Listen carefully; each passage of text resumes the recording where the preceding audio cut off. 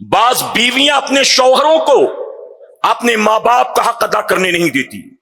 بلکہ بیویاں دھمکی دیتی ہیں اپنے شوہر کو، اگر تم نے اپنی امی کو 1 روپیہ بھی دیا نا میں اپنے گھر چلی جاؤں گی، تمہیں اپنے بچے نظر نہیں آتے، ہماری ضروریات نظر نہیں آتی، ہمارا گھر بار نظر نہیں آتا، 2 پیسے ہاتھ لگتے ہیں تو ماں باپ پر خرچ کرتے رہتے ہو، تمہارے اور بھائی بہن نہیں ہے کیا ساری ذمہ داری ہم نے لے رکھی ہے؟ اس طرح سے بیویاں اپنے شوہر کو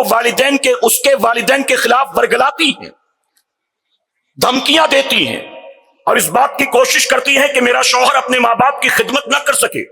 اپنی حلال کمائی کمال اپنے ماں باپ پر خرچ نہ کر سکے۔ یاد رکھنا، میں پوری ذمہ داری کے ساتھ یہ بات کہتا ہوں، آج اپنے شوہر کو جو اس کے ماں باپ سے دور کرنے میں لگی ہیں،